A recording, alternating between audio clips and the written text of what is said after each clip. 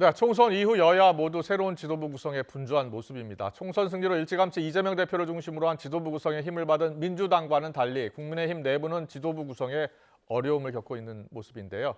한편 총선 패배 후 자맹을 이어가고 있는 한동훈 전 비대위원장이 비공식 움직임을 보이고 있습니다. 여권 내 잠재 대권 주자들, 이른바 잠룡들의 견제도 커지고 있습니다. 한 주간의 정치권 소식을 두 분과 이야기 나눠보겠습니다. 김병민 국민의힘 전 최고위원, 박성민 더불어민주당 전 최고위원 나오셨습니다. 어서 오십시오. 안녕하세요. 안녕하세요. 안녕하십니까? 예. 먼저 한동훈 전 비대위원장 이야기 좀 해볼까요? 지난달 11일 비대위원장직에서 총선 참패 후 물러났어요. 그리고 20일쯤에 정규해지기 위해서 시간을 갖고 공부하겠다라는 언급을 했고요. 그리고 이후에 윤석열 대통령이 오찬 초청을 했는데 몸이 좀 불편하다는 이유로 거부를 했었고요. 근데 한 전 위원장이 최근에 당직자들과 식사를 같이 하면서 자주 만나자는 이야기를 했다는 겁니다. 자, 조금씩 몸풀기에 나섰다는 분석이 나오는데 김병민 최고위원도 그렇게 보세요? 정치를 계속하겠다는 의지는 분명해 보입니다. 예. 그리고 당직자들을 만났던 건 그래도 매우 잘한 예. 행보라고 평가할 수 있을 내용인데요. 예. 선거에 좋은 성과를 냈건 선거에 패배했건 가장 그 중심에서 또 당 대표를 보좌하기 노력했던 사람들이 우리 당의 사무처 당직자들입니다. 예. 모였던 단체 사진 몇면을 보니까 저도 비상대책위원, 최고위원 시절 늘 함께했던 사람들의 몇면이어서 그렇군요. 이 젊은 당직자들이 혼신의 힘을 다해서 노력했지만 선거 패배 이후에 어느 누구에게도 챙김을 받거나 고생했다는 말 한마디 제대로 듣기 어려웠던 게 과거의 그런 선례이기도 했는데 네. 이런 당직자들에게 고마움을 전하는 자리였기 때문에 저는 전직 당 대표 역할을 했던 비대위원장으로서 잘한 행보다 이렇게 평가할 수 있다고 봅니다. 네. 다만 여기에 나왔던 고생했다, 격려하는 식사 자리로 자주 보자고 얘기하는 것만으로 한동훈 위원장의 이 정치 행보의 가속화, 탄력이 붙었다 이렇게 평가하기도 좀 어려움이 있어서 예. 일단은 기본적으로 해야 될 역할을 했던 자리였다라고 좀 드라이하게 접근하는 게 좋지 않을까 싶습니다. 그렇군요. 박성민 전 최고위원은 어떻게 보고 계세요? 한동훈 전 비대위원장이 대통령과의 오찬은 거부를 했잖아요. 그럼 대통령과는 거리를 두고 또 당직자들과는 가까이 지내겠다, 어떤 뜻으로 보입니까? 저는 홀로서기를 시작했다라고 생각합니다. 네. 일단 당직자들 그리고 여러 가지 선거 과정에서 헌신했던 분들을 만나는 거는 뭐 기본적인 예의를 차리는 행위다라고 보시는 분도 있겠지만 저는 예. 그렇게 보지는 않고요. 정기적으로 보자라고 얘기를 했던 만큼 사실상 이 모임을 가져가겠다라는 의지가 있어 보이고 더 나아가서는 이제 5월 중에 낙선자들 또는 당내 인사들을 만나겠다라는 계획이 언론을 통해서 나오고 있지 않습니까? 예. 그러다 보니까 결국에 한동훈 전 비대위원장만의 세력을 만들기 위한 전초전이 시작이 됐다 이렇게 보고 있고요. 예. 대통령의 그 오찬 제안을 거절한 것도 사실은 그것도 정치의 일환이죠. 네. 그러니까 몸이 안 좋아도 일정을 조율해서 참석하고 화합하는 모습을 보여줄 수 있었지만 그렇군요. 대립각을 세우는 모습을 보여줬기 때문에 예. 홀로서기가 시작됐다라고 생각합니다. 알겠습니다. 홍준표 대구시장에 이어서 이번에 오세훈 서울시장이요, 한동훈 전 비대위원장을 좀 비판하는 그런 발언에서 주목이 됩니다. 지난 총선에서 한 전 위원장이 내세운 운동권 심판론 강하게 비판했는데요. 정권 이 중반에, 그러니까 선거 중반에 심판론 전략 피했어야 한다라는 이야기를 했어요. 오세훈 서울시장이 왜 이 얘기했을까요? 서울시장이죠. 얼마 네. 전에 저희 원외위원장들과의 만찬 자리도 가지면서 예. 서울시의 정치인들이 선거에 승리한 사람이 거의 없습니다. 네. 근데 돌이켜 생각해 보게 되면 이 정도로 기울어진 운동장으로 한 2년 정도가 지나면 지방선거를 다시 치러야 되잖아요. 예. 그때 서울시가 과연 중도층들의 국민의 마음을 얻어올 수 있을까에 대한 고민 때문에 예. 지난 선거 과정에서 이랬으면 어땠을까, 이런 방식으로 조금 더 미래를 얘기했으면 어땠을까라고 하는 생각들을 예. 여러 차례 밝힌 바가 있습니다. 그렇군요. 그러니까 네거티브 선거 전략보다는 예. 미래를 얘기하고 있는 포지티브 선거 전략, 혹은 오세훈 시장이 가장 강조하고 있는 정책적 기조는 약자와의 동행입니다. 예. 어렵고 힘든 사람들을 위한 지원책으로서의 정치 행보를 보였다면 참 좋지 않겠는가라는 얘기를 하는 건데요. 예. 근데 선거를 이제 과거로 조금 돌려보면 이재명 대표가 이끌었던 공천 과정에 대한 비판 여론은 이건 국민의힘뿐 아니라 많은 언론들, 심지어 민주당 내에서도 폭발적인 목소리가 나왔던 게 예. 2월 달 3월 초의 얘기입니다. 그렇군요. 근데 거기에 예. 국한하지 않고 조국 전 장관의 조국 혁신당이 뛰어들고 예. 정권 심판론이 커지기 시작하면서 상황이 조금 묘하게 흘러갔거든요. 예. 그래서 하나만의 이야기로 지난 총선의 전략들을 다 평가하기는 어려운 만큼 시기에 맞는 적절한 이 선거 전략들의 태세 전환들이 있었는가를 두고 좀 객관적인 평가가 필요한 지점이라 보고, 그래서 지금 백서를 만들고 있는 과정이 아닌가 싶습니다. 같습니다. 알겠습니다. 지금 뭐 국민의힘은 선거패 백서를 만드는 중이니까요. 박성민 전 최고위원께서는 지금 보면요, 홍준표 시장은 뭐 한동훈 전 비대위원장을 강하게 비판하잖아요. 당이 얼씬거리지도 말라. 황태자에서 폐쇄자가 됐다. 이렇게 강도 높게 비판을 했어요. 근데 오늘 보니까 오세훈 서울시장 또 유승민 전 의원도 어떤 좀 견제성 발언을 하고 있는 것 같아요. 그렇게 보이십니까? 저는 이제 차기 대권을 좀 노리는 분들 간의 경쟁이 시작이 됐다 이렇게 보여지는데요. 사실 한동훈 전 비대위원장이 뭐 정치에 본격적으로 등판한 시점은 아니지만 그럼에도 여전히 여러 가지 언론이라던가 정치권에서는 한동훈 전 비대위원장의 움직임에 주목을 하고 있죠. 그것만 봐도 존재감이 꽤 있는 상황이다. 그렇기 때문에 결국 이렇게 한동훈 전 비대위원장의 뭐 선거 전략이나 아니면 정치 과정에서의 실책들 이런 부분을 지적하는 건 결국 한동훈 전 비대위원장이 다시 링 위에 올라오지 못하도록 막는 견제성 공격들이다 이렇게 보여집니다. 그렇군요. 네, 확실히 대선 잠룡들끼리 경쟁에 들어갔다 이렇게 보는 분들이 많은 것 같습니다. 근데 최근 나온 여론조사를 보니까 차기 대선 주자 적합도 지난주에 나온 건데요. 국민의힘 지지층을 대상으로 한 조사에서 한동훈 전 위원장이 굉장히 높게 나타났습니다. 58.1%, 원희룡 10.1%, 오세훈 9.8, 홍준표 8.6, 이재명 3.4, 이준석 2.2, 한철수 1.7. 이건 국민의힘 지지층 대상으로 한 조사입니다. 스테이트 뉴스가 조사를 의뢰했고 조원 CNI가 조사 기관입니다. 자, 지금 차기 대선 주자 적합도를 봤는데요. 이 조사만 봤을 때는 한동훈 전 비대위원장이 지금 몸풀기에 나서는 게 여러 여론조사에서 높게 나타나는 것도 영향을 미치고 있는 것 같아요. 이번 전당대회 때 출마할 것 같습니까? 아직은 특별하게 나온다 안 나온다 이렇게 정리된 분위기는 아니라고 저는 생각을 합니다. 상황을 좀 예의주시해 보면서 한동훈 위원장이 전당대회 출마를 만약 하게 된다면 여러 가지 변수도 요인들이 있지 않겠습니까? 근데 첫 번째가 선거 패배 이후에 한동훈 위원장만의 패배로 볼 수 없다는 것이 거의 모든 사람들의 분위기임에도 불구하고 홍준표 시장 등 일부가 나서서 한동훈 책임론을 얘기하고 한동훈 지우개 나서는 모습들이 있다면 사실상 한동훈 위원장 입장에서는 이대로 그냥 두고 볼 수 있겠는가라고 하는 그런 상황들이 좀 전개되지 않을까라는 게 한 가지 있고요. 두 번째는 지금 총선 패배 이후 국민의힘이 제대로 된 재정 배치에 나서지 못하는 것 같습니다. 패배했으면 반성하고 혁신하면서 새로운 가능성으로 이어져야 되는데 지금 현재 그런 모습들을 제대로 보여주지 못하고 있다면 이대로 보수 진영 전체가 기대와 희망을 저버리는 것 아니냐 이런 위기의식들이 있거든요. 그래서 아마 지금 현재 황우여 비상대책위원장이 얼만큼 새로운 혁신의 기치를 내걸고 그 변화의 방향성을 가져가는지 여부에 따라서 새로운 주자가 새로운 혁신을 가능하게 한다면 한동훈 위원장이 굳이 내가 나설 때가 아니다 생각할 수 있겠지만 그런 과정 없이 과거로 퇴행하는 모습들만 보여주게 된다면 한동훈 위원장 입장에서도 고민이 될 지점들이 일부 있지 않는가 생각합니다. 네, 한동훈 전 비대위원장의 출마 여부는 결국 황우여 지금 비대위원장이 됐습니다. 상임 고문이요. 황우여 비대위원장이 과연 경선 룰, 그러니까 전당대회 경선 룰을 어떻게 할 것이냐에 달려 있다는 거예요. 지금 당심 100%예요. 당원 투표 100%. 그런데 김기현 대표 체제가 들어서기 전에 지난해에 그게 바뀐 거 아니에요? 원래 그 당시 때 여론조사 30%가 포함이 돼 있었죠. 그 경선 룰이 이번에 바뀔 것 같습니까? 바뀔 가능성이 높다고 생각을 합니다. 모든 총선과 대선이든 선거가 끝나고 나면 그때 나타났던 폭발적인 민의라는 게 있고요. 그 민의를 받아들여서 결국은 정당이 혁신해 나가는 것이 기본적인 수순이겠죠.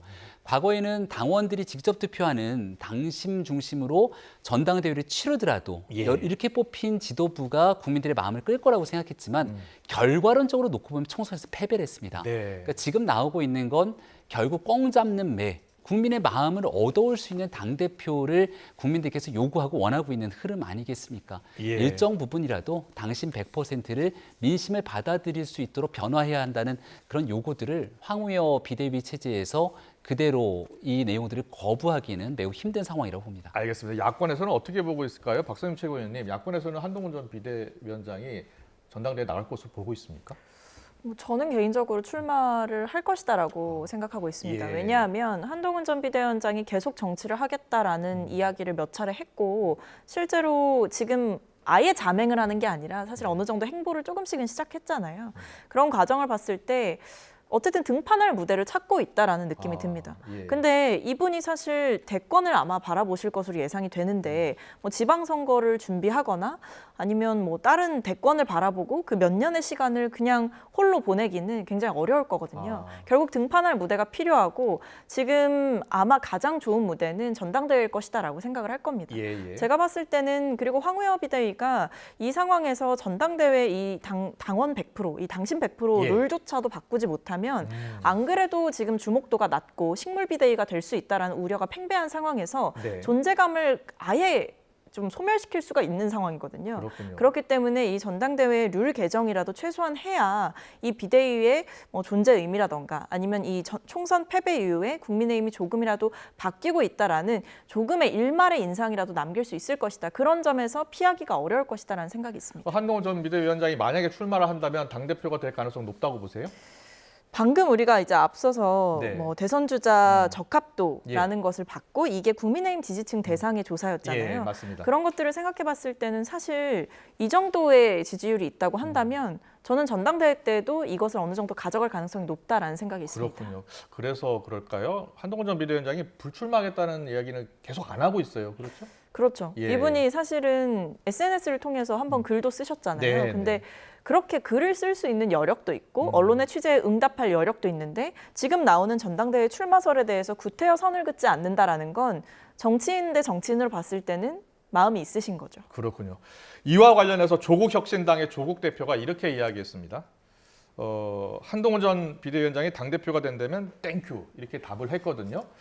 그런데 더불어민주당 이재명 대표도 같은 생각을 하고 있을지는 궁금해요. 어떻게 보세요? 사실 저는 이번 선거를 통해서 한동훈 전 비대위원장의 한계를 명확히 확인했다라고 생각을 합니다. 예. 결국에 이 총선이라는 게 이 정당이 굉장히 냉정하게 평가를 받는 시간이잖아요. 그리고 선거 과정에서 선거를 사실 총괄 선대위원장으로 임하셨던 분이기 때문에 예. 이분이 어떤 선거 전략을 짰든 그 세세한 내용을 다 떠나서 한동훈 전 비대위원장이 취했던 뭐 여러 가지 정치적 스탠스라던가 아니면 대통령과의 애매한 관계라던가 그리고 이분이 가지고 있는 이미지 이런 것들을 종합적으로 봤을 때 결과적으로 중도 확장성은 없는 인사였다라는 게 저는 이번 선거에서 드러났다고 생각하기 그렇군요. 때문에 지금 국민의힘에는 사실 지지층을 결집시킬 인물보단 중도에게 소구할 수 있는 좀 혁신적인 인물이 필요합니다. 네. 근데 과연 지금 어떻게 보면 총선 참패를 한번 경험한 이 패장이 예. 다시 등판해서 당대표가 되어서 당을 얼마나 혁신할 수 있을 것인가 그런 회의적인 생각이 좀 있죠. 총선 참패에 큰 책임 있는 한동훈 전 비대위원장이 국민의힘 당대표가 돼서 과연 혁신을 할 수 있을지 의문이다라는 네, 말씀을 해주셨잖아요. 맞습니다. 그런데 조국 대표는 한동훈 특검법을 준비하고 있잖아요. 그런데 네. 이제 민주당 같은 경우는 한동훈 특검법에 약간 선을 긋는 모습이에요. 어떤 배경이 있다고 보세요? 일단은 전선이 좀 흐트러질 우려가 있다라는 생각이 있습니다. 저희 예. 민주당이 지금 가장 크게 내세우고 있는 것은 어쨌든 최상병 특검법 예. 이 부분이고 그다음에 더 나아가서는 김건희 여사 특검법 이 두 가지 사안에 굉장히 집중하고 있는 상황인데 네. 만약에 여기에 한동훈 특검법까지 얘기를 하기 시작하게 되면 네. 결국에 이 여의도 정치의 한복판에 한동훈 전 비대위원장을 다시 소환하는 계기가 되는 것이고 그렇군요. 뭐 국민의힘 예. 내부의 비판을 떠나서 민주당 차원에서도 한동훈 전 비대위원장에게 마이크를 주게 되는 효과가 생겨버리는 거죠. 예. 그래서 전선이 흐트러질 수가 있고 대여투쟁의 전선 자체가 무너질 수가 있는 상황이기 때문에 예. 굳이 지금 한동훈 전 비대위원장의 체급을 키워줄 이유는 없다라고 생각하는 것 같습니다. 그렇군요. 김병민 최고위원한테 여쭤보고 싶은데 한동훈 전 비대위원장이 만약에 전당대회에 출마를 한다면 당선 가능성이 높다고 보세요? 현재로서는 어느 정도의 가능성이 있다고 생각을 합니다. 예. 전당대회라는 건 국회의원과 당협위원장들이 얼만큼 세를 모아서 지지하느냐의 여부도 중요합니다만 예. 그것보다 훨씬 중요한 건 예. 국회의원과 당협위원장들의 영향력이 미치지 않는 일반 당원과 지지자들의 마음이거든요. 그러니까 아무리 내가 이 사람을 지지하고 응원한다 하더라도 예. 시대의 흐름에 따라서 움직이게 됐을 경우 그 흐름에 올라타게 되면 이걸 거부할 수 없는 게 전당대회 민심입니다. 예. 대표적인 케이스가 2021년도 전당대회에서 당대표가 됐던 이준석 대표의 경우를 보더라도 예. 이준석 대표가 될 거라고 생각됐거나 이준석 대표를 공개적으로 지지했던 국회의원 원외위원장이 많지가 않았습니다. 아. 근데 이렇게 될 때만이 예. 새로운 젊은 당대표를 만들어서 정권 교체가 가능할 거다라고 하는 흐름과 분위기가 움직이니까 결국은 이 대표의 그 성공 여부를 떠나서 그 당시 흐름들이 올라갔거든요. 예. 그래서 제가 얘기 드리는 건 아직은 그 정도의 흐름이 형성되는지 모르겠습니다. 다만 앞서 얘기했던 것처럼 이 당이 퇴행하고 아무런 변화와 기대를 갖지 못하게 됐을 때 시대의 흐름이 만약 한동훈 위원장을 불러내게 된다면 그럴 가능성이 있다는 것이고 네. 이 흐름을 만드는 건 결국 지금 있는 윤석열 정부의 혁신 변화 예. 그리고 황우여 비대위의 역할에 따라서 향후의 방향성들이 결정될 거라고 봅니다. 알겠습니다. 22대 국회가 들어서면 조국혁신당의 조국 대표는 계속해서 한동훈 특검법 발의하겠다라고 하고 있잖아요. 근데 이 한동훈 특검법과 관련해서 민주당은 약간 선을 긋고 있는 모습이에요. 박성민 전 최고위원은 전선이 흐트러질 지금 가능성 때문에 그렇게 하고 있는 것이다라고 이야기해 주셨는데 어떻게 생각하세요? 국민의 요구 사항들이 있어야 국민의 정말 거센 그런 국민의 요구가 있을 때 특검이 진행되는 것 아닙니까? 예. 한동훈 위원장에 대한 특검 요구가 국민의 정말 염원과 바람을 담아낸 그런 사안이냐고 본다면 저는 조국 당대표의 개인적 원한이 훨씬 더 크게 작용되는 것이 아닌가 생각합니다. 네. 그런 관점 때문에 만약 특검을 진행하게 된다면 결과적으로 보수 진영 내에 한동훈이냐 아니냐만 남게 되는 형국으로 가게 돼서 민주당 입장에서도 이거 찬성하기가 쉽지 않은 형국으로 되겠죠. 그렇군요. 알겠습니다. 계속해서 국민의힘 원내대표 선거 이야기해 보겠습니다. 국민의힘은 한 차례 연기를 했습니다. 원내대표 선거가 5월 3일에서 5월 9일로 연기가 됐습니다.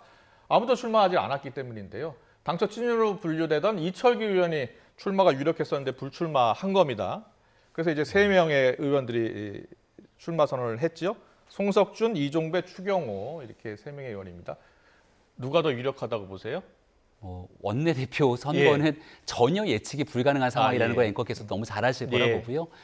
다만 그전에 있었던 주류의 관점에서 보게 되면 추경호 의원이 이 정부의 핵심 요직을 맡아서 초대 활동했던 경제부 등 총리를 네. 지냈으니까요. 그리고 예. 우리 당에서 가장 많은 의석을 갖고 있는 TK 지역의 또 예. 의원이기도 하는 만큼 현실적으로 봤을 때 당선될 가능성이 제일 높다 이렇게 평가될 수 있겠고요. 예. 하지만 일각에서 보고 있는 당이 좀 변화와 쇄신 차원에서 수도권 중심이 돼야 되는 것 아니냐라고 얘기를 한다면 경기도당 위원장을 현재 지내고 있는 송석준 의원에 대한 가능성 또 이번 총선에서 충청 민심이 완전히 돌아섰습니다. 예. 그러니까 충청 민심에 다시 한번 돌이켜야 된다라는 생각을 갖게 된다면 정책위 의장의 경험까지 갖고 있는 이종배 의원 각자가 경쟁력을 갖고 있기 때문에 마지막 그렇군요. 뚜껑을 열기 전까지는 확인하기가 어렵습니다. 네, 송석준 의원은 또 수도권이잖아요. 경기도가 예. 이번 총선 결과를 통해서 정말 처참한 성적표를 받아들였습니다. 음. 경기도에서 정치를 더 할 수 있을까라고 하는 위기감들이 정말 많은 사람들에게 있거든요. 예. 그럼 그런 수도권의 민심들을 다잡아서 완전하게 당을 환골탈퇴시키겠다 이런 메시지가 나와줘야 되는데 예. 송석준 의원이 그런 메시지의 캠페인을 펼치는지 좀 지켜보고 그런 만약 상황에 대한 경쟁력이 확인이 된다면 또 그런 가능성도 근데 있겠죠. 국민의힘 같은 경우에는 물론 TK 영남 지역 국회의원이 많이 있고 많이 당선됐기 때문에일지도 모르겠습니다만 너무 영남당이 되는 것 아니냐는 비판도 있잖아요. 예, 거기에 대해서는 그런 의미 때문에 앞서 얘기했던 송석준 의원, 그리고 제가 얘기 드렸던 충청 민심, 대전에서 단 한 석을 얻지 못한 이번 총선 결과를 보고 정말 큰 충격을 받았는데요. 네. 대전과 충청에서의 의석만으로 끝나는 게 아니라 충청의 민심이 돌면 수도권은 자연스럽게 수도권에 계신 충청의 민심이 돌면서 선거를 치를 수가 없습니다. 네. 그래서 이제 충주에서 어렵사리 당선된 이종배 의원의 역할들도 자연스럽게 부각되고 있는데요. 하지만 원내대표 선거는 결국 국회의원들끼리의 알겠습니다. 선거이기 때문에 예. 민심과 민의를 따라갈지는 잘 모르겠습니다. 네, 이철규 의원 찐윤으로 원내대표가 될 가능성이 유력하다라고 한 2주 전까지만 해도 그랬어요. 그런데 본인이 이제 지금 불출마한 거잖아요. 어떤 배경이 있다고 보세요? 본인은 출마하고 싶었던 거 아닐까요?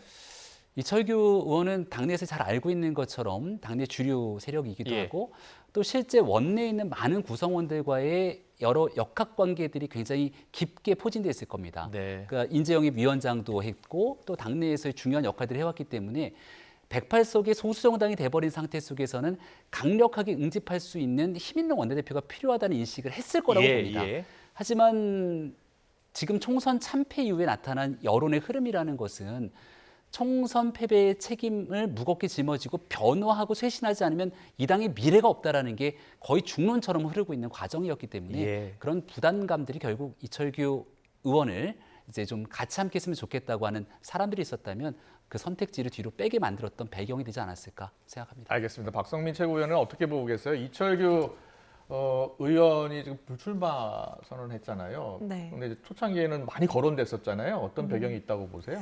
저는 아무래도 이제 용산과의 어느 정도의 교감은 있지 않았나라는 개인적인 추측이 있습니다. 네. 근데 그렇지 않고서야 이분이 어떻게 보면 그동안에는 특별하게 입장을 밝히시지 않고 어느 정도 이제 선거를 준비하는 행보들은 해오셨어요. 그렇죠. 네, 예. 뭐 영입인재 위원장을 하시기도 했지만 그런 영입 인사들이라든지 뭐 당내 인사들과 이렇게 식사 자리를 하면서 어느 정도 세교합을 하는 모습을 보여주셨었는데 이제 와서는 원래부터 출마할 생각이 없었다라고 말씀을 하시는 걸 보니까 결국에 최근에 나왔던 이 대통령의 발언이 좀 큰 시그널이 되지 않았나 싶습니다. 대통령께서 최근에 오해 살릴 하지 말아라라고 말씀을 하셨잖아요. 예, 예. 근데 그게 결국에는 어느 정도 용산으로부터 이제 재가를 받은 사안이라고 생각을 했는데 워낙 당내 여론이 안 좋고 사실은 그렇군요. 이런 친윤 세력들이 또 원내대표를 하는 것은 적절치 못하다라는 좀 거센 비판에 직면하다 보니까 용산 입장에서는 안 그래도 이 당과의 관계가 좀 고민되는 시점일 텐데 여기서 더 이탈하게 만들어서는 안 된다 이런 고민이 작동한 결과가 아닌가 싶습니다. 그렇군요. 그런 배경이 있을 수 있다라는 말씀해 주셨습니다. 실제로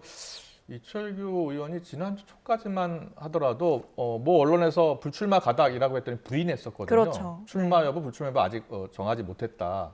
나중에 알게 될 것이라고 표현했는데 결국 불출마를 했습니다. 자, 민주당 같은 경우에는 박찬대 원내대표가 선출됐는데 단독 출마예요?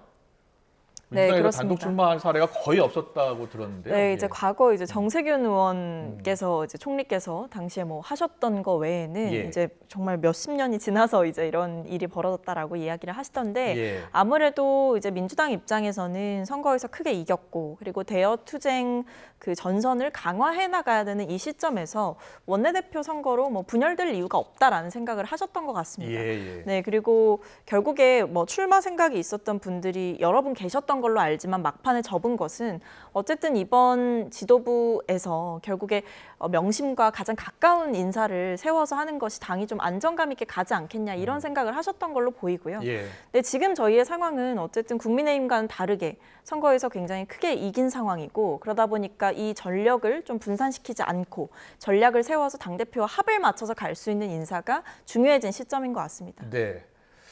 박찬대 원내대표가 취임 일성으로 강조했던 게요. 지금 야당이 갖고 있는 법사위원장, 운영위원장 다 가져오겠다는 겁니다. 그리고 윤석열 대통령이 거부권 행사했던 법안은 다시 추진하겠다는 거예요. 그리고 주저하지 않겠다고 했어요. 그래서 22대 국회가 여야 이 대치국면이 더 격화되지 않을까라고 이렇게 예상하는 분들이 많던데 그렇게 보세요? 뭐 일단은 이제 국민의힘 원내대표가 누가 되시느냐 그리고 당대표가 어떻게 되시느냐에 따라서 그 방향이 좀 달라질 수 있을 것 같은데 예. 만약에 이제 총선 민심을 정말 무겁게 받드는 지도부로 국민의힘도 채워지게 되면 오히려 민주당과 어느 정도 합을 맞춰서 또 대여 투쟁을 같이 해나갈 수도 있겠다 이런 생각이 들기는 했는데요. 네. 지금 상황에서는 어쨌든 민주당은 총선 민의를 받들어야 되는 큰 과제가 있습니다. 예. 결국 지금 당내 지지자들이나 국민들께서 말씀해 주셨던 것은 의석이 많아도 행동하지 않으면 그것은 굉장히 무기력한 거대한 그냥 정치 집단으로 보일 뿐이다 이런 쓴소리를 많이 해주셨었거든요. 예. 그렇기 때문에 이번 박찬대 원내대표께서도 계속해서 강조하는 게 행동하는 국회를 만들겠다.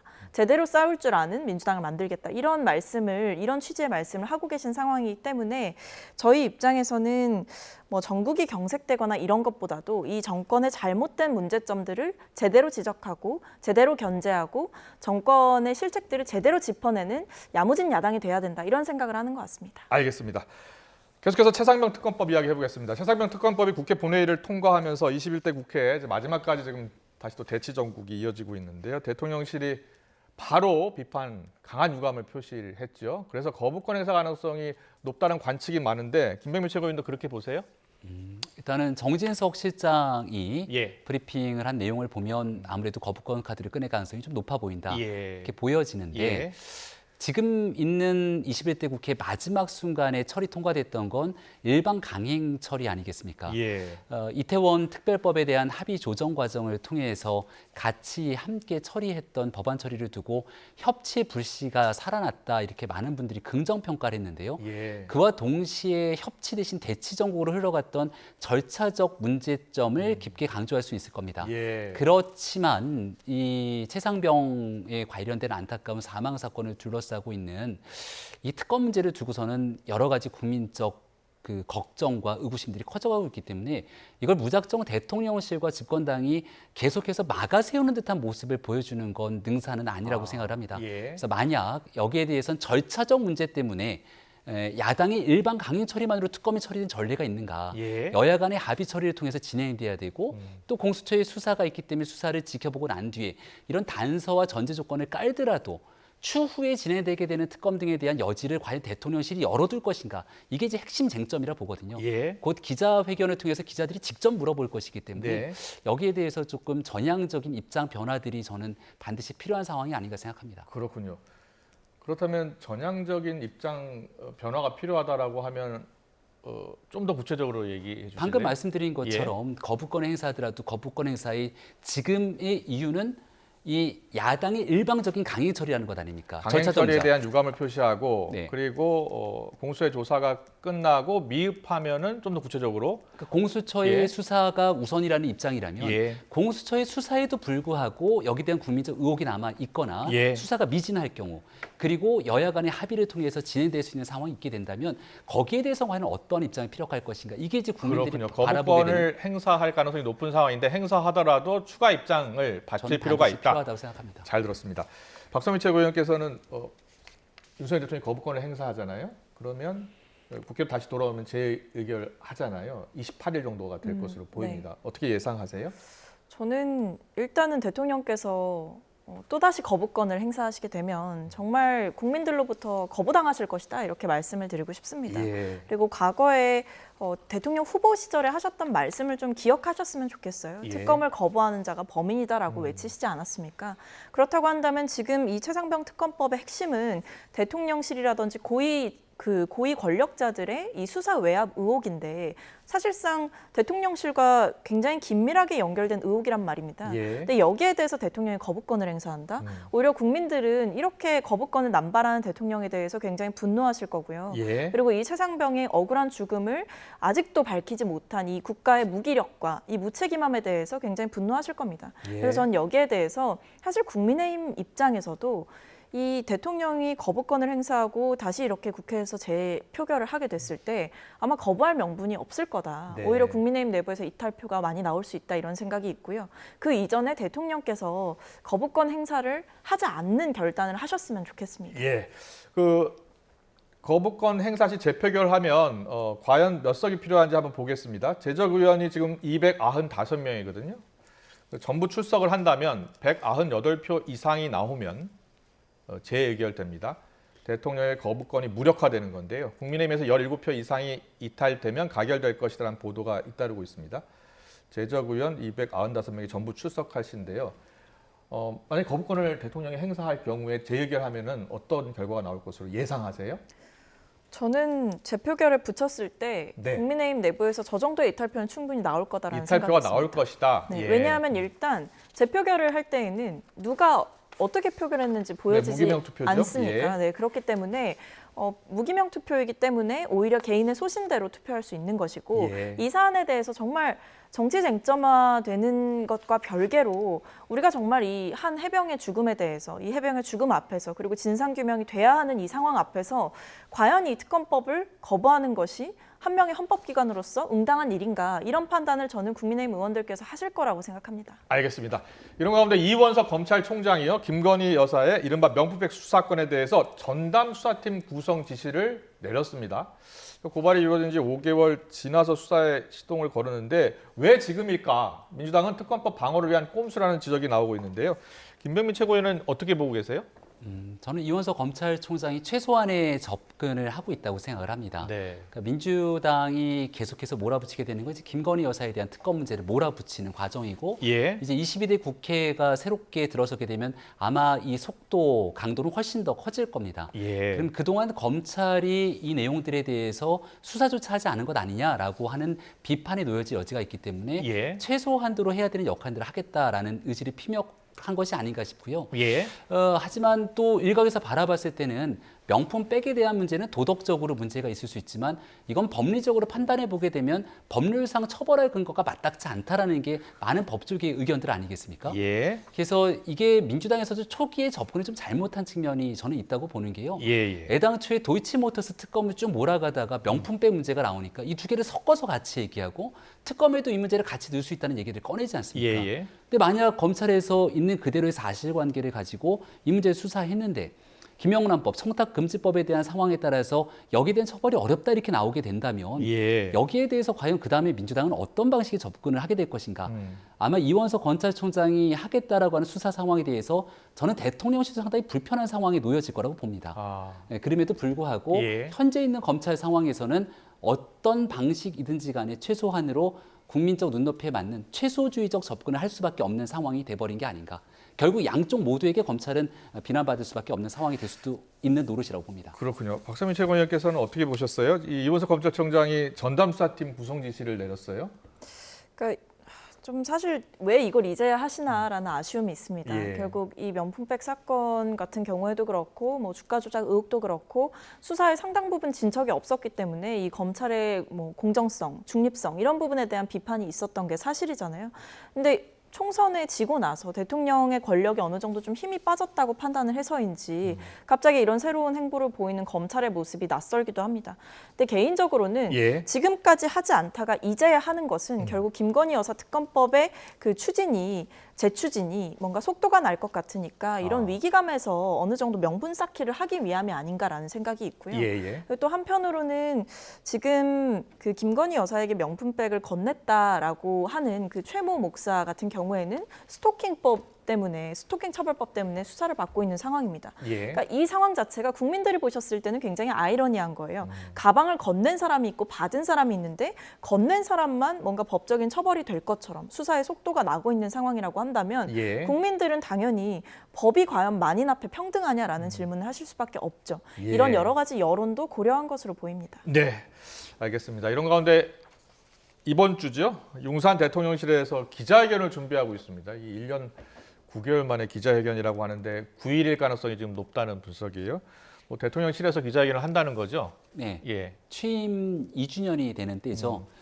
그동안 이제 기자들과 직접 묻고 답하는 예. 기자회견 등 소통이 너무 미흡한 것 아니냐는 지적들이 있었기 때문에 예. 총선 패배 이후에 새로운 변화 방식의 가장 방점을 찍은 게 소통이라고 봅니다. 그래서 이날 한 번 기자회견으로 끝나는 게 아니라 예. 또 부족하고 미진했던 일들이 있다면 언제든지 기자들과 묻고 답하는 이런 과정들이 좀 많아질 거라 생각하고 예. 국민들께서 궁금한 지점들이 많이 있으시겠죠.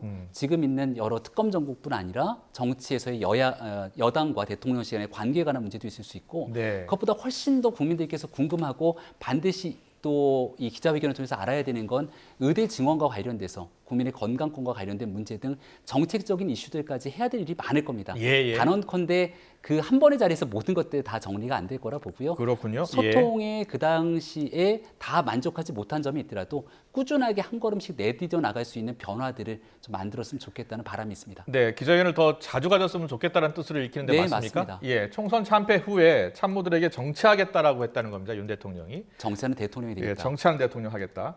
그런데 그 이후로 실제로 이제 수석 교체 때 직접 나서 설명을 했고요. 예. 영수회담도 열렸습니다. 그리고 또 기자회견도 갖는 겁니다.